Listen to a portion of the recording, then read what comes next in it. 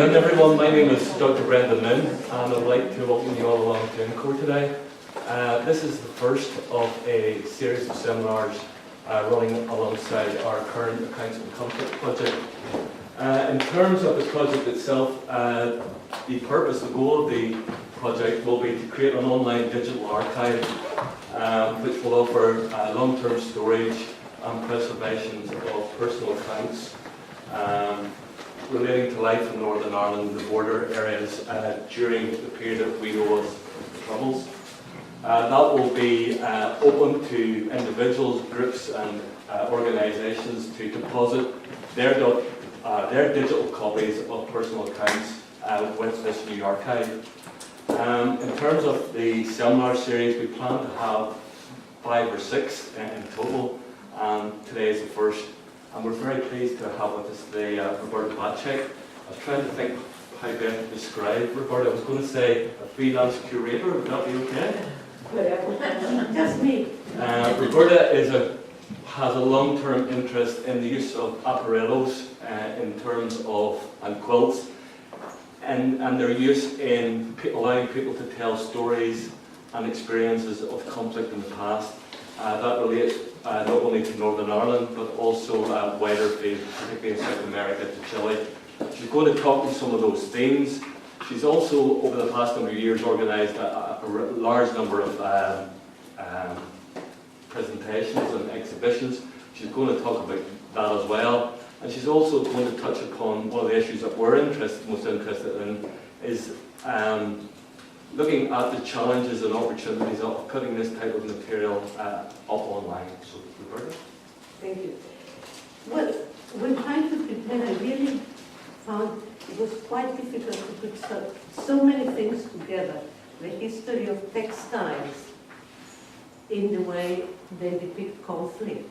What are the connections between what we are going to do today, what we did in the past?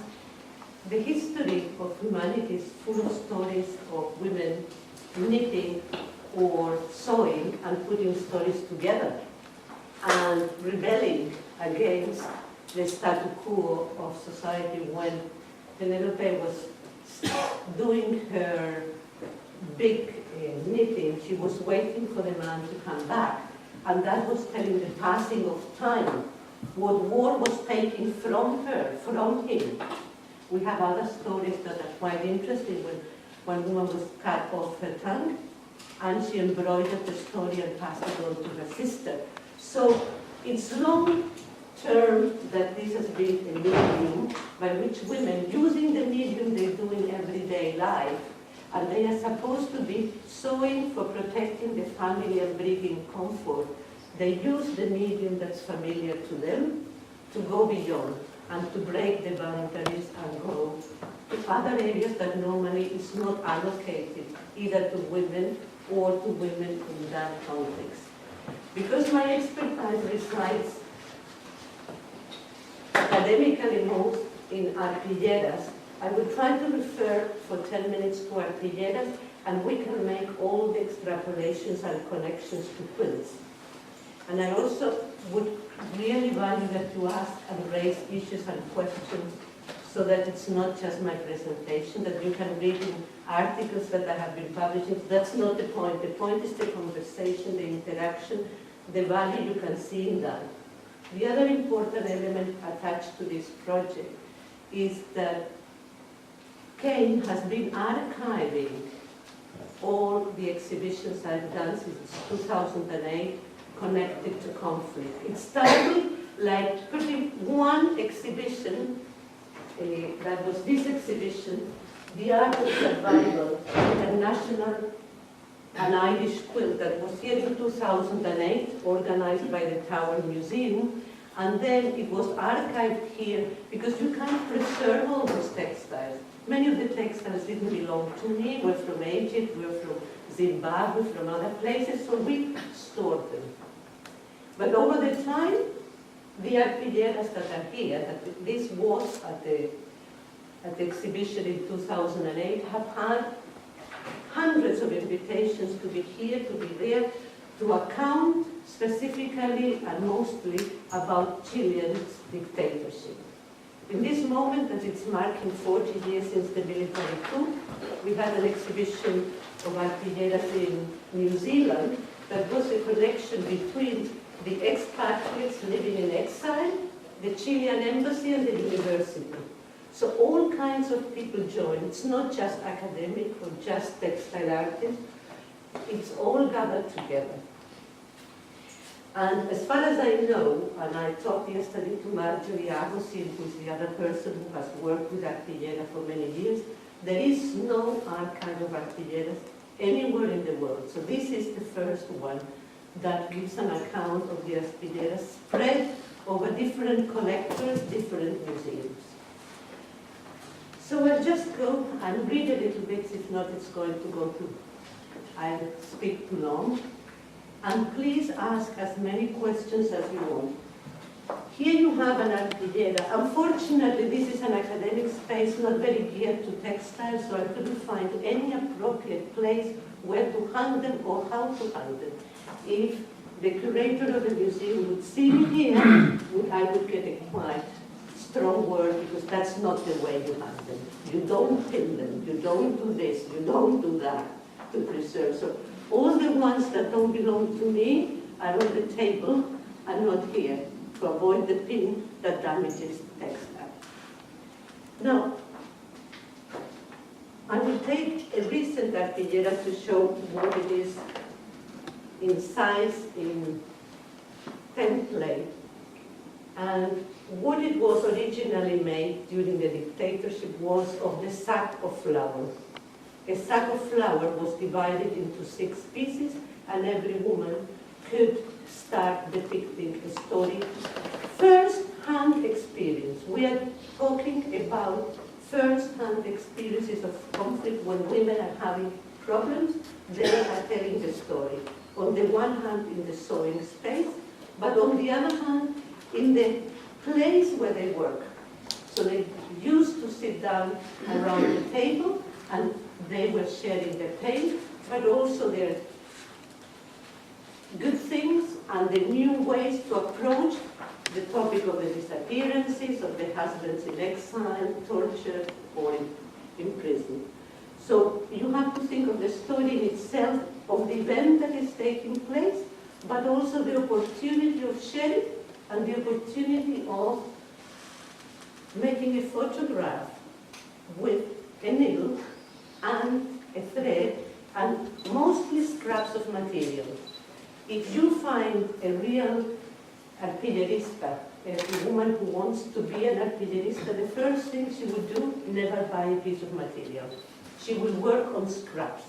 It's the idea of make and do with what you have. Creative. Don't copy colors. Don't buy brown for the mountains. Don't buy this color for this.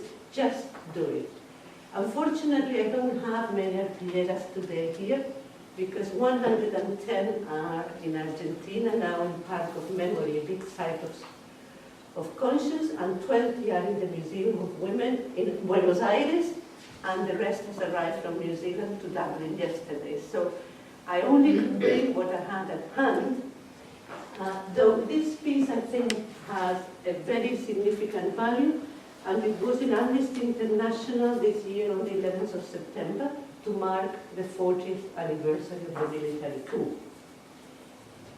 If you look at this one, that's here. You see, it's the same design, but different in colors, different in the kind of people, and it has one element that's very different. It has spectators, people looking at that. Now, this arpillera is from 1990. It's immediately after the dictatorship ended. This arpillera was made in a workshop in Santiago de Chile, invited by a group of Japanese people who had supported the women in trouble. And they asked the question, what are the things you will never forget and you cannot forget? So this is not necessarily one done in the moment. It's those events that will be permanently in the memory of the women who made them, but many of those also in the collective memory. I don't know if any of you has heard the song They Dance Alone by Sting. Well, that was based on exactly this design and this group of women. These women from Chile had all one relative disappeared, either the husband, the son, the daughter, and in the despair of having no answers, no replies, and it wasn't enough to go and speak to a lawyer, and it was not enough to go to social worker to share, because they felt that there was no answers. There was always, we don't know, come tomorrow, he's in Argentina, he left. No, he doesn't exist. It came to the extreme that 17% of the people who were claimed to be disappeared, the state said they had never been born. So the desperation of the people was so big that they moved from just the sewing to the performance. And they became real performatic activities in which the women organized a folkloric group, a group of music. They created their own song, and they danced cueca, that is the national dance. Now, cueca is a dance that you dance with a skirt with multiple colors, with very bright ribbons in your hair, and it's a courting dance between a man and a woman. So the woman transformed this into black and white. They use quite tight skirts, white blouse with the thought of the disappeared, and they danced on the streets, in museums, in wherever they could. And quite often they were arrested and taken to prison. But that was their way to ask for, from civil society a response, not from the bureaucratic reply that they were waiting anyways, not this instead of the other.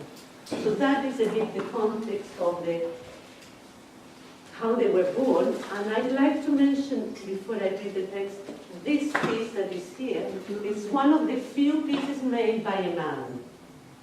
That arpillera was made by a political prisoner who had received from his mother as a present an arpillera.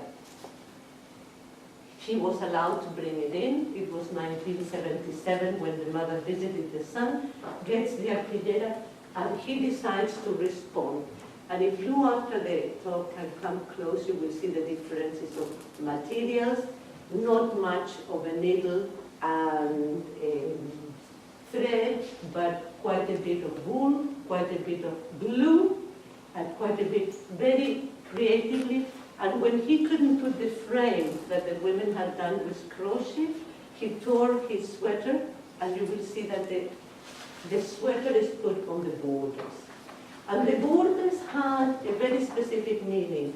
It was meant that these borders had to show that that's going to be a story. To hang on the walls, to tell people, and to bring out a reaction. That this was not going to be a practicality, a tea towel, or to hold the teapot. It was just to really go against that. And it wasn't very thoughtfully thought in advance, that's what we are going to do. So I want to also clarify that this is an experience of the textiles. It's very gender-oriented, but it's far from being a feminist activity. Most of the women who engaged because the men were not there. From the process, many got socially involved and were very active in the movement. But they didn't start by that. They did it as a way to denounce and a way to react. In this book that I received not long ago, I don't know why it's not very well known, We Chile, there are quite interesting testimonies, and one woman says, I've done hundreds of arpilleras, but the day my husband comes back, I will stop. Because the women also could do it as a way to protest, as a way to tell their story, but also as a very strong way to survive. The man wasn't there, they had to be breadwinners, and there were charitable organizations that were buying the textiles. And I won't stop into the process when they became forbidden and they couldn't be sold, and then they could be had to be smuggled, but all these elements were happening. But for them, it was a way to survive.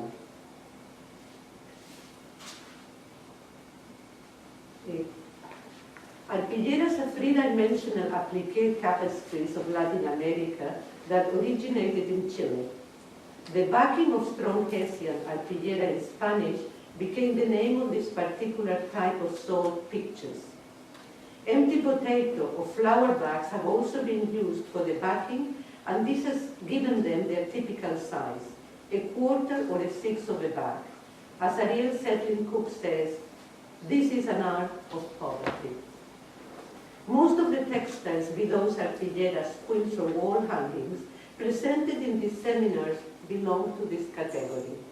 The ones we are to analyze are used to depict decisive political events that have impinged on individuals, families, communities, and the country's history.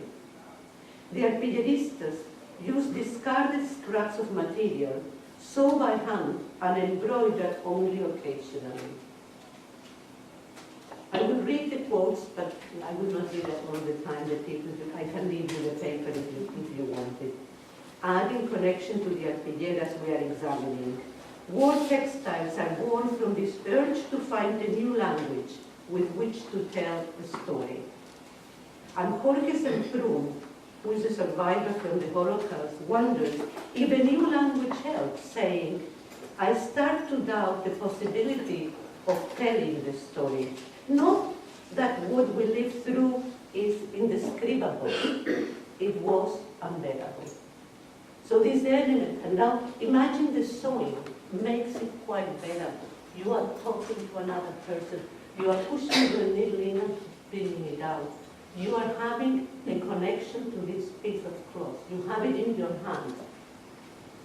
Survivor women with great courage and tenacity have graphically narrated the harsh reality of life under the Pinochet regime 1973 to 1990. Through scraps of material, needle, and thread, they recount collective and individual stories of disappearances, forced execution, tortures, resistance, displacement, and forced exile, with a more recent focus on transition to democracy and indigenous land struggles. Elizabeth Jelin has said, survivors can bear testimony as observers of what happened to others, and at the same time bear witness of their own experiences and of the events in which they participated.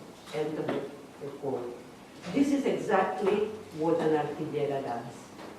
Through the medium of street protest, song and dance, women contested the actions of the dictatorship in the public sphere and immortalized these actions in their arpilleras. Marjorie Agosin has observed how women challenged the dictatorship, contesting the limits of their role as mothers and carers, when she says, the military dictatorship obligated these women to confront public life, to make their pain and grief visible. They not only created tapestry, but also initiated street protests, obtaining through their own initiative a power that had been previously denied to women. End of the quote. Whilst earlier arpilleristas stitched their own local experiences of repression and survival, these arpilleras, when brought outside Chile, went beyond denunciation. They became global testimonies to the struggle within Chile.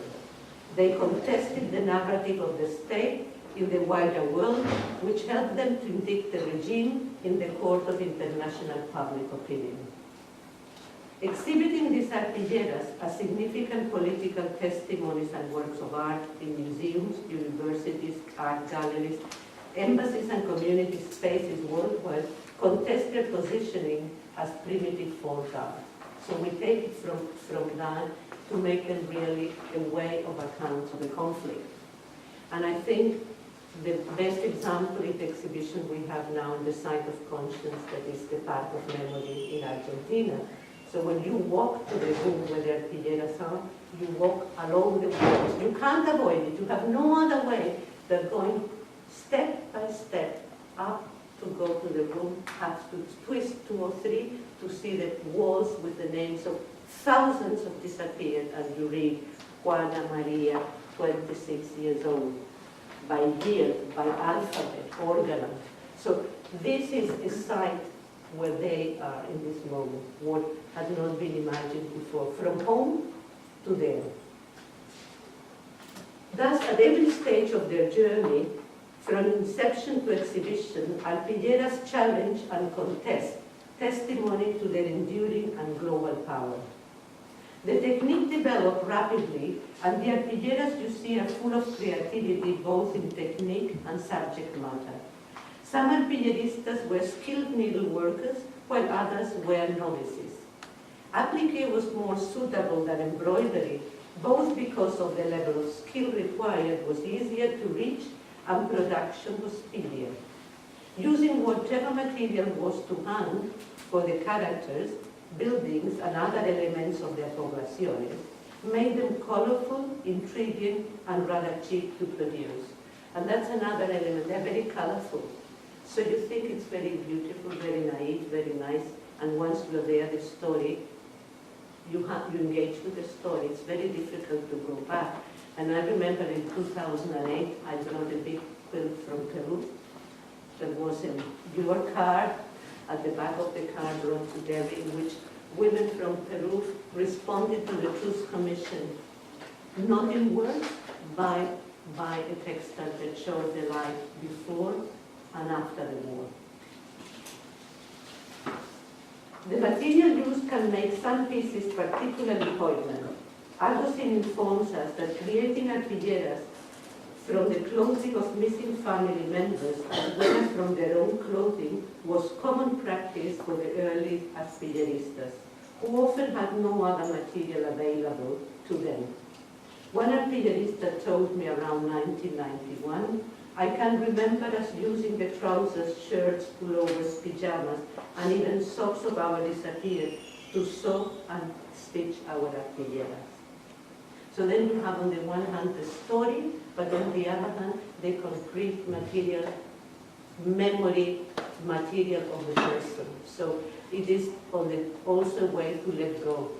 When women were waiting for the disappeared to come back, once they decided the person won't come, the mourning process was starting, and they could, on the one hand, pass it to us, but on the other hand, it was their own psychological process. The same themes recur: arrest and disappearances, torture, exile, survival alone, and community solidarity in the face of oppression and added poverty, protest. There are also arpilleras showing the process of making arpilleras.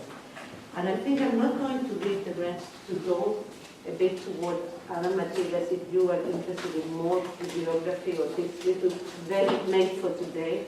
You just ask, and you have it in your.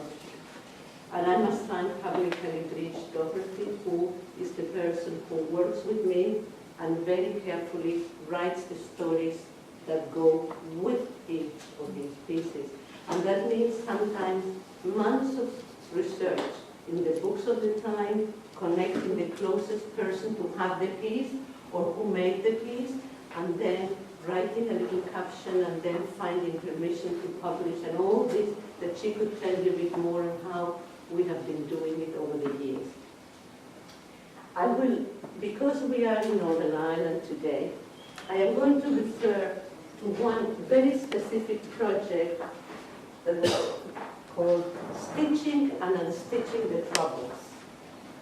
And this was 2 sets of exhibitions. It was a really big project, and we started, I think, 9 months before the exhibition. I think there is no good exhibition that you can organize in less than 9 months. I think it's because it's feminine, it's a child that you are going to bring to life. There is a process that you cannot avoid. You can put things together, but every exhibition has lots of activities that go with it. A bare exhibition has no point, because for that you go to a museum. So the novelty was that the first exhibition, Stitching and Unstitching the Trouble, my commission was to prepare a textile exhibition on remembering the conflict. And I thought, whatever we say, we will say something. We're not going to to follow whatever you say nothing. We will go and say. And how are we going to say if there is a practice of trying to go around and very sterile, speaking from very far, describing things, and how are we going to reach that? So after quite a few discussions with the people who commissioned the exhibition, we decided I was going to go through the Good Friday Agreement, and I was going to see topics that were in the Good Friday Agreement, and if I couldn't find a textile from Northern Ireland that depicted that, I would bring from another part of the world. So that with the women we were having conversations on those topics, and maybe if we were talking about one topic that happened in Chile, suddenly we would make the connections. And it wouldn't be so hard to say, well, let's speak about this appeared in Northern Ireland. That sounds extremely strong because it's not what you talk every day. So that was the approach. So we had the first exhibition in Coleraine, in the town hall, and we produced a little catalog like for most exhibitions, but we managed to, for the first time in Northern Ireland, to include in the exhibition catalog photos of events that happened in Coleraine taken from the newspaper. So we really researched what could be connected to shared future and next to it a bold street. How do we match these things together? The exhibition was there a month.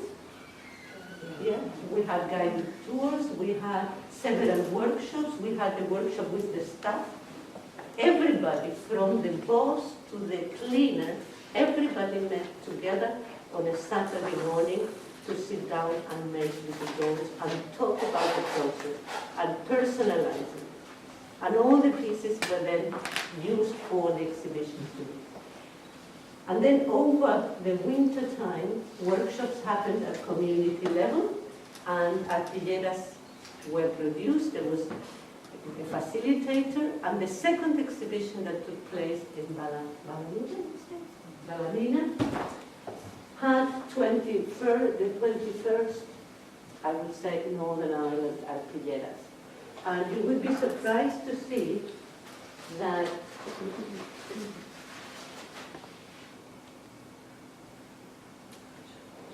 they do tackle quite direct elements of the conflict, and most of the stories are in first person.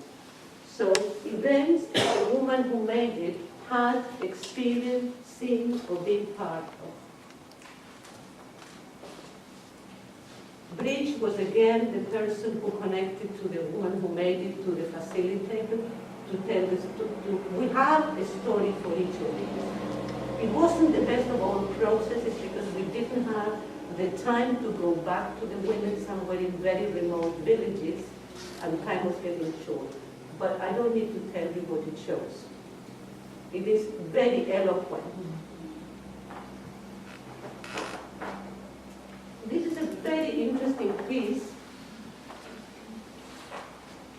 And they were not given a size, so somehow automatically from the quilting tradition, having seen many arpilleras and many quilts and exhibition, they decided for their intimate story they did resource to the small one. So it's very interesting how it has a connection with the direct here. Now, the lady who made this, and I will keep everything anonymous because it's not important for this purpose, used to say that she hadn't been at all affected by the conflict. But through the conversations one day she told us that, just by telling, the only problem I sometimes had, I couldn't go to work because the bridge was closed and the policemen were there or the military were there, and then I didn't know what to tell at work because I couldn't go to work and I had to stay home. And suddenly she realized that she was affected by the conflict in a different way or whatever you wanted. So she wanted to place herself in that exact context of how she lived it and how hard it was every time to try to invent a different story while she wasn't going to work. So it has a few interesting labels there. Now, going to some of the symbols and things that we often say, that this is for a woman who is, it's a mixed marriage, and she made this, but she also says, in spite of the love over the years, there was always some tensions and some problems. It wasn't that easy to overcome the divide. So it's quite amazing what they produced. These workshops took, it was 2 sessions of 3 hours, that's all. The third session was mainly to focus. And if people are not free to do whatever, you really focus the conversation. You come with a topic, you tell beforehand what's the topic going to be about, so that people should come not surprised by the topic, and that the conversation, you help them to continue the topic.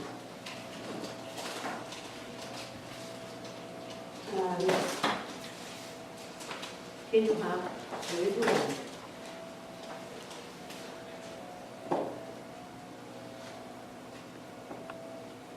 So it's, I will leave it there for you to interpret, but it's quite interesting that they used one person representing both sides of the conflict.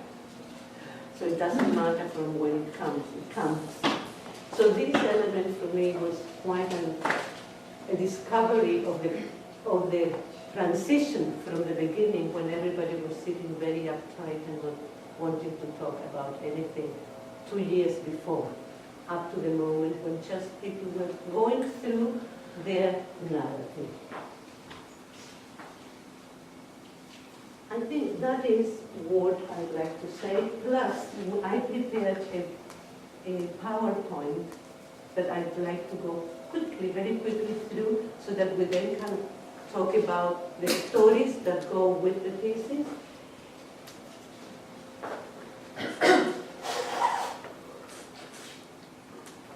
I think you have to move it a little quickly because maybe Bridget, you want to say anything about this? You want to move first? No, it's fine. They're moving on. So this one by Irene McWilliams, 1996. And this was Irene's reaction, even though she hadn't been directly affected by the conflict herself, this was her reaction. There's over 3,000 plus dead during the conflict, so each red scrap of fabric represents someone who would have died during the conflict.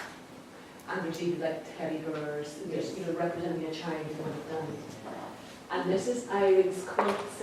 Every year since 1986, she would have done an event of the year called 20 panels depicting what for her were significant world events, which would not maybe have been depicted in the mass media. Piece of them, 1987.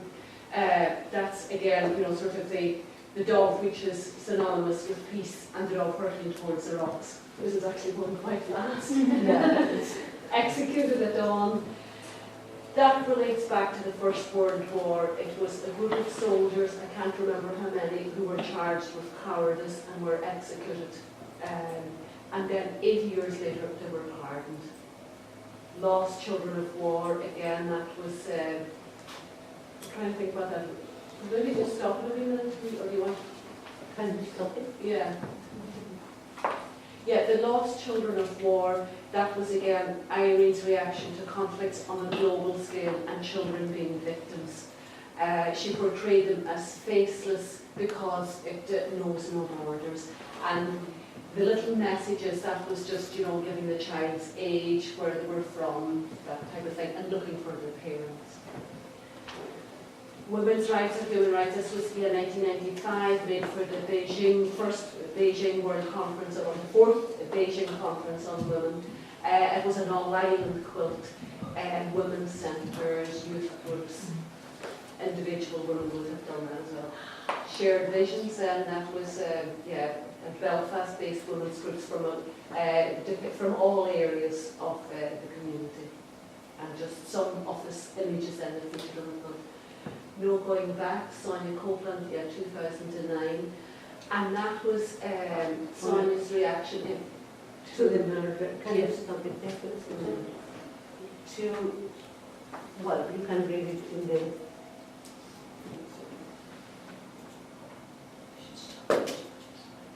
Yeah, maybe just stop it there. Yeah. That was Simon Copeland's reaction to the murders of Mark. I'm just trying to get names. Mark. Can't quite pronounce it. Quincy. Yeah. And for her, it was, you know, who'd grown up during the Troubles and then peacetime. And for her, it was no going back. We don't want to go back to a time of conflict again. And part of her quote was, you know, I don't want peace taken away from me again, or I don't want my children to live through this again. And that was done 7 days after the events that happened when there was a gathering in City Hall in Belfast. So she went home and started to make an arpillera. It was the immediate need to share. Yes. Mm-hmm. Because maybe just to put it on that rather than, because unconscious people can't really see. Yeah. Can we just move it manually? Yeah, that's probably best, yeah. And this here then, yeah, depicting other conflicts, women's memories of the Spanish Civil War. So there's 3 or 4 here. And these are women that maybe in their 70s. And 80s, and women who had not told the story to the, not even to the relatives. And this one So you can see how simple the sewing is. These women really had never sewn before, but it gave them the possibility of the shared conversation. And I think this one, my memories of the war, is that the woman remembering her father being incarcerated, yeah, being abducted and taken to And prison. she could remember even the color of the car that came on that day. She was 81 at the time she made it. Yeah, and that's just some of the smaller detail then. And the memory of this story again. As a child, and seeing the lorries taking the prisoners to the execution place.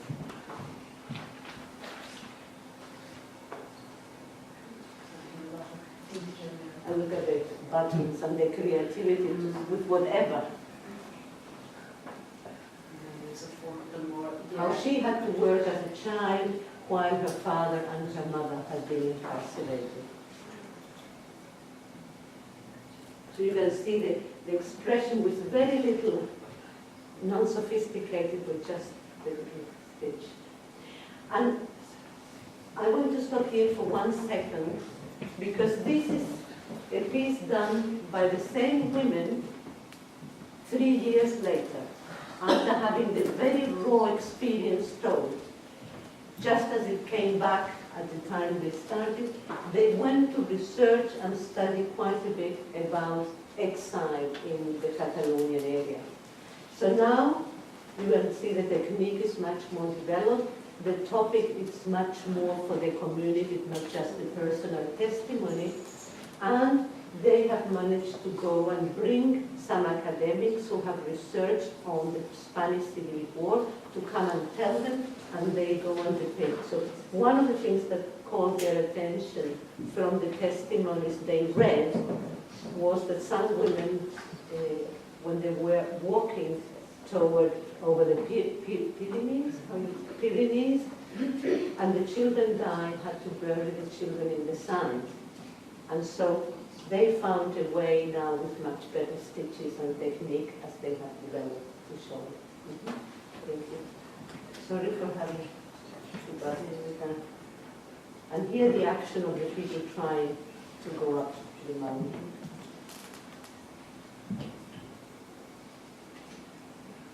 The guard, and when they came not to freedom but to a refugee camp.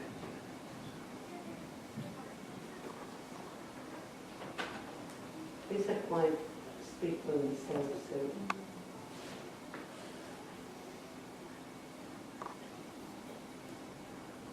Just go. Yeah.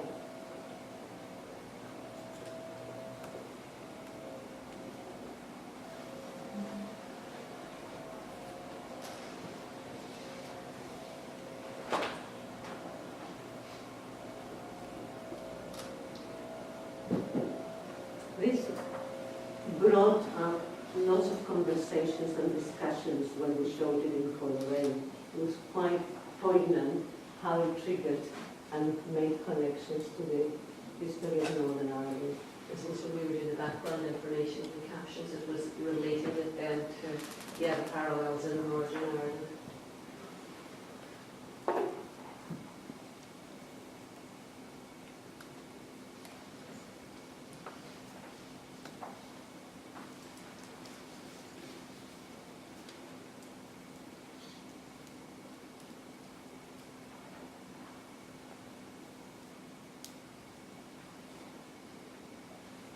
Colombian arpillera. This arpillera is going to the V&A in London for a big exhibition next year called Disobedient Objects.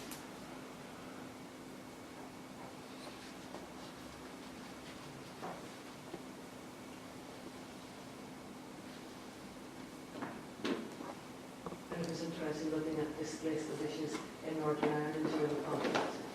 That provided a trigger for to relate back to that.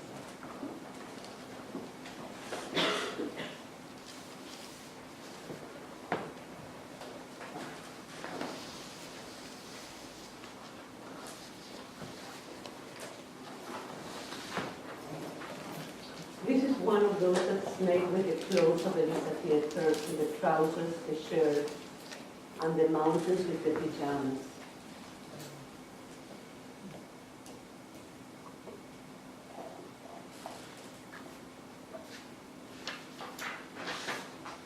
This is also going to the V&A.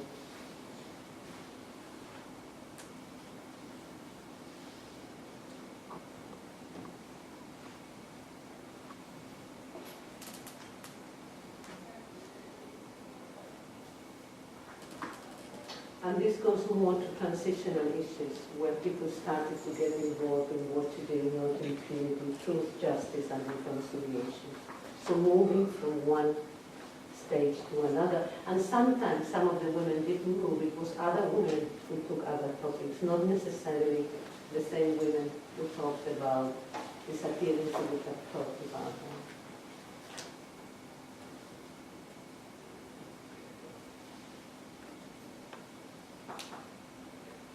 I think we can leave it here so that we have a bit of a space for questions. I have brought quite a bit of literature, of books. There are not many books on this, but we have a new book coming in December or March called Textiles in Resistance. It's a compendium with 17 authors.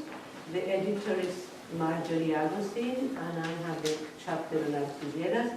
That would be the second book that really talks on conflict textiles. The first one was called Weavings of War. And catalogs, and here you have the complete series of the activities we did in Coleraine and Ballymena. So, open the floor for questions, comments, reactions. And all of the catalogues are online on the K. Yes. The unique resource, everything that we do, we have to thank Martin to patiently put it on and on to be a resource. I know of people who really bring them down. I don't know if we have many people who visit the web, but I do know of people who visit it for hours and hours and hours. There is a student starting to think about doing her PhD on conflict and arpilleras only, and so she has been for hours not end. She's still thinking that she wants all the photos on, but we are far from that yet. But in the catalogs, the photos are there and they are available on request. Now, all the exhibitions also have with them lots of activities associated. Not only the activities that I can facilitate workshops, but for instance, we had at Parque de Memoria, we had a performance. This is the catalog for Parque de Memoria. We used the Hessian material, and then we had a performance out in the park with absolutely internationally famous artist who works with wool from the Patagonia, and the wool was performed and circled all around the names of the disappeared, with one person from, we call it Las Malvinas War, and the other was a relative of the disappeared, and the other was from, I can't remember, from the indigenous people, representing the three groups that have been, whose rights have been violated by the state. Because that site of conscience is called Monument to the Victims of State Terrorism, Park of Memory. So that was represented, and in the room where my exhibition is, the wool is there in the middle, and whenever we have workshops, we move it around. There is a big, big table for 30 to 40 people to be sewing at a time, and then there is a black room where the video of the performance is there. So many, many things happen. And yesterday I got the information that the person number 10,000 signed in attending, because they come with schools, universities, and it's a very far remote place, but they have to bring them in groups. So that's part of the process. Sorry, you were going to ask me something. Yeah, thanks very much, Rebecca. It's always fascinating to see and hear about your work. From our perspective with the Conflict Project, which is about building a digital archive to hold the personal accounts, we hope we will be able to include perhaps materials like this as well as more standard transcripts or video or audio. But in terms of making materials like this available online, how do you provide support to people who may be in some way affected by viewing these materials, or is that something we need to be thinking about? People who haven't engaged with it before? Well, I would say that in the first workshops we had in Chile, we had quite often somebody with them. My personal experience over these many years running these workshops, when people know what they come to, it's the group that supports them, and I work quite a bit with the facilitators in advance. So I think that is the first element, the facilitator to know what is available around in the community. So the topics are never a surprise. You never invite people to a cup of tea. No. You invite them to a workshop on this. And on top, they can't have tea while they are sewing. They have to have the tea before, just to follow the tradition. But it's a very concentrated element. It's not. It is a focused activity in which you engage completely. So that is one of the elements. And many people have cried, and it's been very, very interesting. And one of the reactions that I found most interesting was when we had the launch in Ballymena, because the way the pieces were going to be displayed, they didn't know. The pieces were not made to bring home. The pieces were made to contribute, so that immediately makes the person quite responsible of the action. We were doing a piece to contribute to the project to be shown.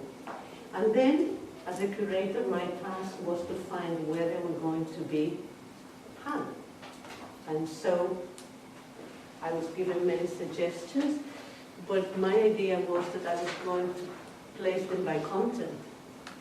I didn't care who had made them. And Bridge was there.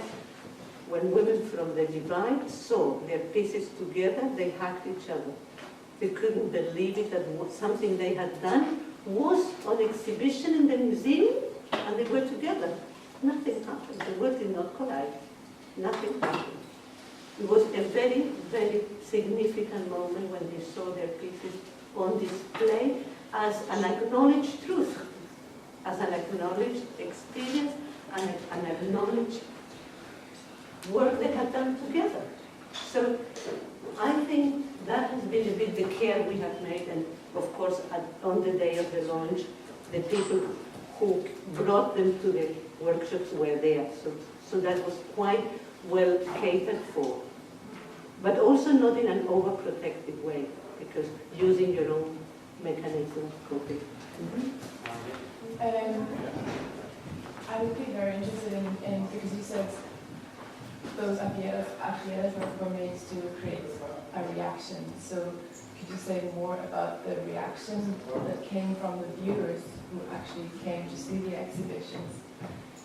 Well, there are so many and diverse, but one of the very interesting reactions has been to be able to see the first most unusual reaction was to bring them to the Chilean embassy and have an exhibition with the Chilean embassy, because they had been proscribed by the Chilean state. So to bring them and show them in their place brought quite an expression for the public and also for the people who made them. Well, many of the women who made the arpilleras don't live anymore. They're very old and they didn't come. But for other women who made them today, and I haven't encountered people who really reacted negatively to them. They engaged, they looked for more information. We had an interesting exhibition in the University of Hamburg last year in the summer school. And what we did, it was in the biggest library of the university. So all the academic documents were in the center on display for study, and the textiles about the real experience on the grounds of the women was on the walls. So we chose three. It was the Spanish Civil War, the Chilean dictatorship, and Northern Ireland conflict. And so these three topics were academically documented in books and with textiles in the day-to-day experience.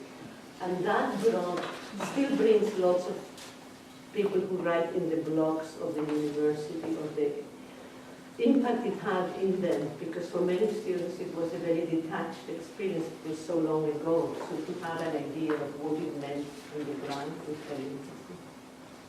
Yes, during the conflict of Latin America, I think Latin America was the most Christian faction in the world. Yeah, in relation with Northern Ireland, I think also the conflict was between Christian communities. Now, is there any positive role played by Christianity in the resolution of conflict? I mean here, the process of forgiveness and reconciliation. Second, what do you think about the expression forgive but not forget? Well, I would engage with that one, but I would say that, first of all, in Chile, the conflict was not religious, it was political, 100% political. But what I would say is that the Catholic Church and the Protestant churches were very supportive of the process of protection of human rights and were advocates for the restoration of democracy. So in that respect, that was the reaction of the churches. Even the Catholic Church was really having lots of trouble with the Vatican because their direct involvement in the protection of human rights, in the support to the workshops of arpilleras, and in the commercialization of them and making it known and in the denunciation. So I think in that part was very important. And I would say that the process of reconciliation is something that would give for a whole seminar. I couldn't give you in one word, but I would say that the process of reconciliation comes through different roads. Chile has had 4 truth commissions already, and each truth commission has moved forward a bit more in some stages in one way or the other. And the churches have had their role in a certain way, but it's been part of it and not the solution. It's been part of the all built together solution. If there is a solution, because what a woman told one day in front of me to a priest, she says, how can I forgive if they have taken my husband and my 2 sons? I can learn to live with it, but I can't forgive it because it has destroyed my life. What can I do? I will not react negatively. I will endorse any truth commission. I will welcome any support, but I cannot forgive, because if I forgive, I deny the relevance of what happened to me. And I thought this lady is telling me something I hadn't thought from that. So it's quite complex. It's also much of individuals, of groups. We can discuss it more.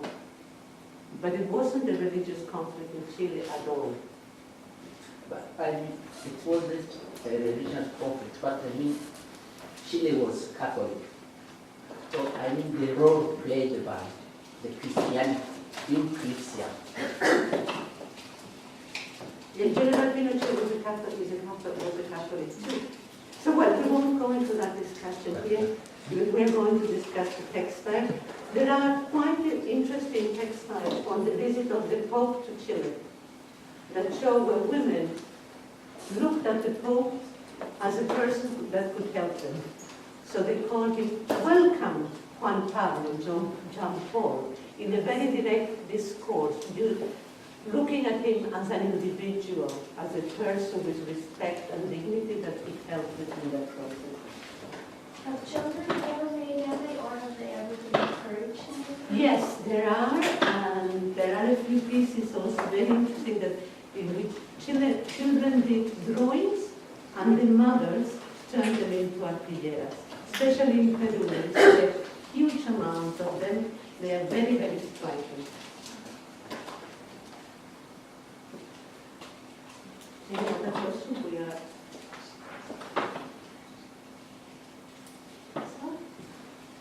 Okay, Roberta's staying for a while afterwards, yeah.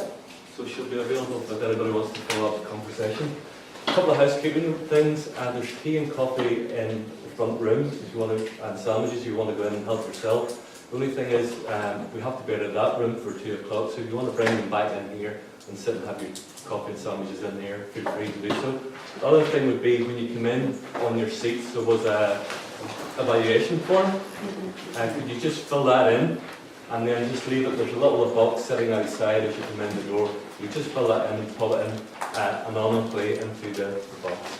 So on your behalf, I'd like to thank Roberta for coming along and for her presentation today. Roberta, thank you.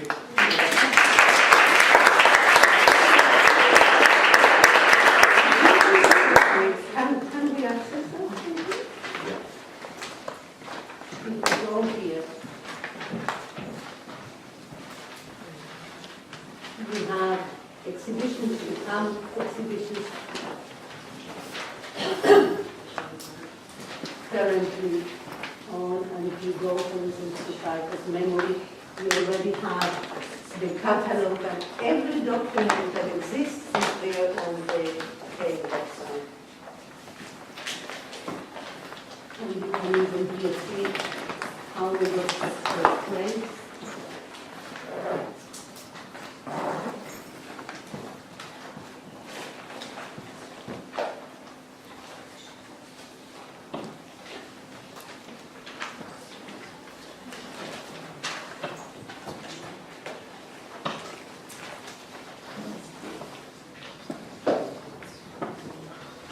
You can see the workshops happening on site, and me helping a young man to put the thread into the needle.